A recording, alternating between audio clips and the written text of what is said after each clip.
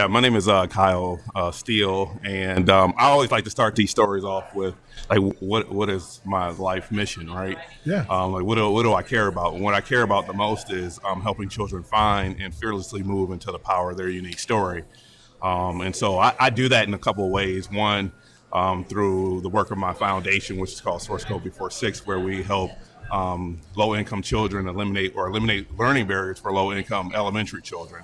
And we do that through a variety of ways, through technology, focused programming, equipment, and other programs. And then the other thing I do is I have a small startup that we have a product called Learn Jelly, where we actually help elementary students learn academic concepts and then also improve their reading and critical thinking skills through art, storytelling, and coding.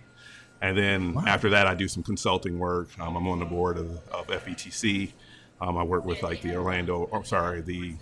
Museum of Science in Boston and helping them develop coding curriculum for K-5 and stuff like that. So that's kind of like what I do and what I care about. Yeah. And Yeah, that's awesome. Yeah, thanks. That's awesome that you're developing curriculum for K-5. Yeah, K-5. Like, it started for me as a volunteer thing. I'm a programmer, and I came out of the tech startup world. Mm-hmm. And back in 2012, I felt the need to offer my services and my gifts to students. And I chose a school called Fern Creek Elementary, which is located in Orlando, Florida. And I wanted to teach these kids coding, these elementary kids coding. But when I walked into the classroom, unfortunately, they were uninterested in coding simply because, as a career for an elementary kid, coding just doesn't connect. Yeah, right. And then the other thing was that I realized that 80% of the children were low income, came from low income homes, and then another 20% were homeless. And so what dawned on me really quickly is that these kids were facing bigger challenges, such as like, what am I going to eat today? Where am I going to live? If I'm going to have somewhere to stay? And so I had to find a way to make coding relevant for them, because at first it was like their eyes glazed over. And so part of the method was, it's like, hey, tell me your story, which is very powerful for these children to be able to do that. And they were excited to do that. And then I said, okay, well, let's draw that. Let's add a picture to it. And they would draw a picture, and that's the art component. And then the last piece, I said, well, hey, let's animate this and turn it into a movie. And they got really excited about it. Yes. And then what ends up happening is they say, well, how do you do it? And we use Alice. And there's things out there like Alice, Scratch, and Scratch Jr. We use Alice to animate that actual picture. And then that's how it all got started. And from there, it just took off. So that's awesome. That is very what's really great about that is that once you get their story and you find out, and you get them hooked, and you start to cook them, going to quote Kevin Honeycutt there, hook them and then cook them, then they get so excited and they get into it so heavy, and maybe they start coding and they do their art, or they do the video, or they do the whole part. It helps them escape the rest of that reality. Yes. It's what we all eventually get into, whether it's art or coding, and let's be honest, coding is somewhat of an art, right? And so it helps those kids realize, hey, this gets me out of that mind space that I was in, right? And then they hook the program and go, yeah, I got to be there, right? And so we saw that as we watched these children, carry these burdens across the threshold of their classroom, as they were engaged in that process, they kind of just forgot about everything around them, and they felt empowered because they were creating something. But then also the other cool thing is that they were working with other students to help them build stuff, and so they started feeling valuable as a valuable member of the community they belonged to. And so that was like the initial stages. And then after that, we realized we were very quickly we needed to make coding less distracting, or find a way for coding to be less distracting for the teachers in terms of achieving their classroom objectives. Mm-hmm. And so we had to quickly try to figure out how to tie it into that and make it less distracting. And so the beauty of it is, because of how we created it, there were some natural tie-ins. So the storytelling is obviously the reading component. The art component is taking those texts and turning it into images.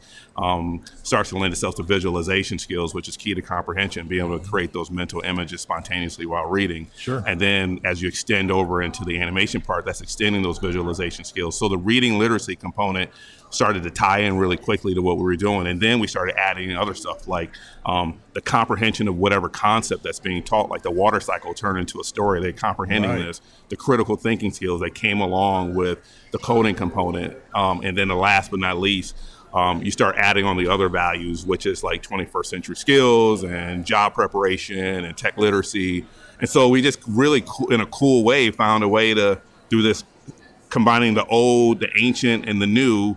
The ancient being storytelling art with the new coding. We found a cool way to really make it inclusive and work for everyone. Right. So that was a really cool discovery. Yeah, so, that is very cool. So how did Learn Jelly come out of this?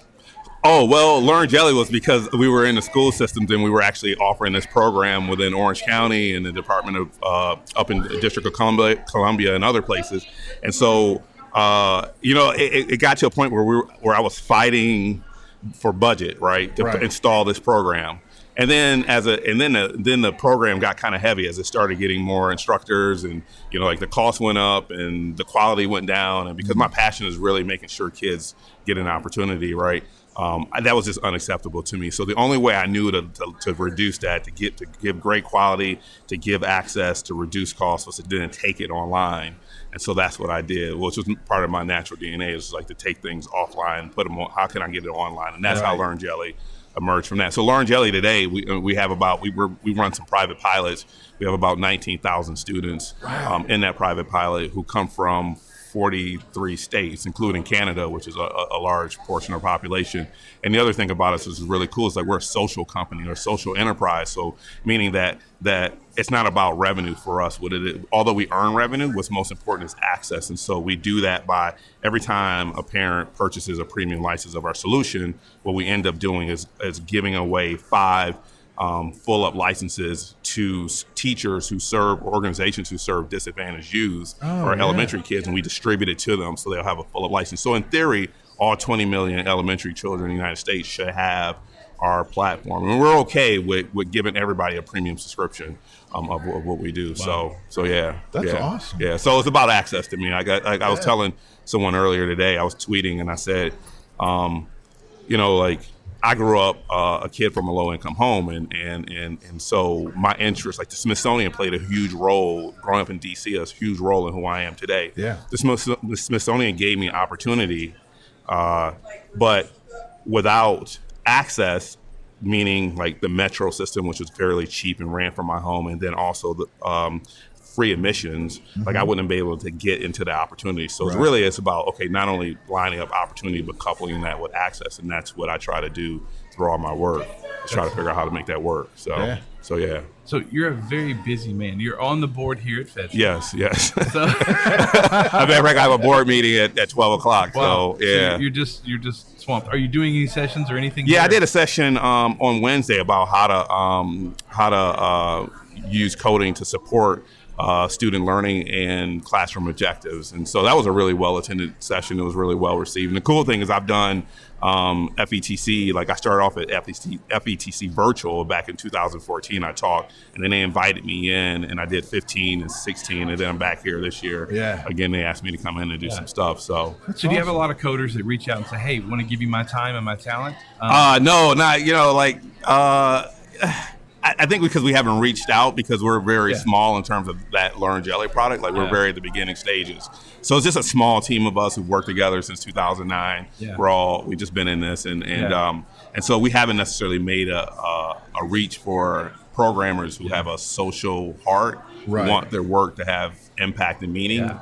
So we haven't done that, but we've done that slightly in certain areas, and we get a lot of interest. Like, hey, like how can we help out? I've got a lot of former students that are coders, all over the country, and I can think of like 3 in Boston right now that would be like, yeah, man, where do I need to be? I'll so show up with a laptop and we'll help these kids do it.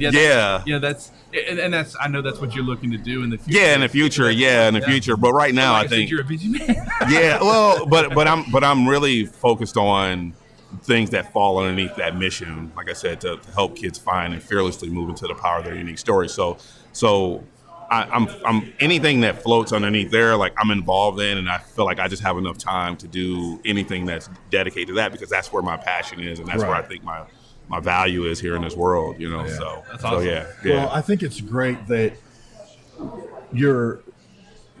To me, I think it's a very cool story that.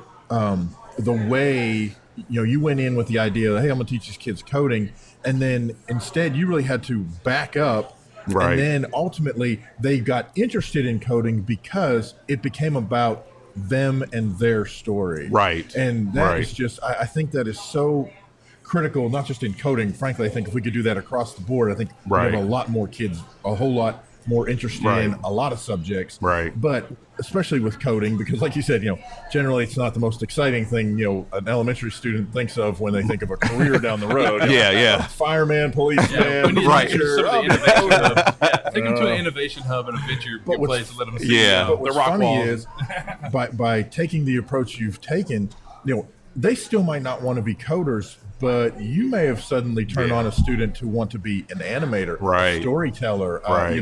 maybe an artist, A lawyer that handles that. Or- Anything. Right. There's the thing. Right. You open up the doors to realize, I love the idea of coding, but these guys need representation, or these Yeah. guys need graphic artists, or these guys need this. Yeah. That's awesome. Yeah, you guys hit it right on the nail. I mean, like I said, the first part has to help children find, right? So it's like Yeah. you have to give them enough opportunities because you never know which one will spark Right. that lifelong passion, right? Right. So you have to like flood them with those opportunities and give them access to it. And so that's part of the find piece, right? Yeah. Yeah. Not all of them are going to be interested in coding, but some of them.